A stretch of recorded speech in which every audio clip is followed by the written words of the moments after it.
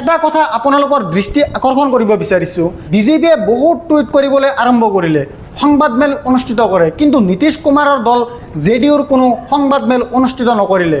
আনকি শক্তি মন্ত্ৰী বিজেন্দ্ৰ যাদৱেও সংবাদমেল অনুষ্ঠিত কৰা নাছিল। যি সময়ত আমি এই অনুষ্ঠানটো ৰেকৰ্ডিং কৰি আছোঁ, 17 জুলাইৰ বিয়লি 3 বজালৈকে বিহাৰৰ শক্তি বিভাগৰ অফিচিয়েল হেণ্ডেলত এই কথা ঘোষণা কৰা হোৱা নাছিল। আনহাতে আন পোষ্টাৰ মুকলি কৰা হৈছিল, যিটো মন্ত্ৰালয়ৰ সৈতে এই সিদ্ধান্ত সম্পৰ্কিত। সেই মন্ত্ৰালয় মৌন হৈ বহি আছে। ঘোষণা কেইবা ঘণ্টাৰ পাছতো কিয় ইয়াৰ মন্ত্ৰীৰ পৰা কোনো বিবৃতি পোৱা নাই? জনতা দল ইউনাইটেডৰ পোষ্টাৰ টুইট কৰাৰ লগতে একাংশ নেতাই বিবৃতি প্ৰকাশ কৰিছে, কিন্তু মুখ্যমন্ত্ৰী নীতিশ কুমাৰ আৰু শক্তি মন্ত্ৰীৰ কোনো ভিডিঅ' বক্তব্য পোৱা নাই।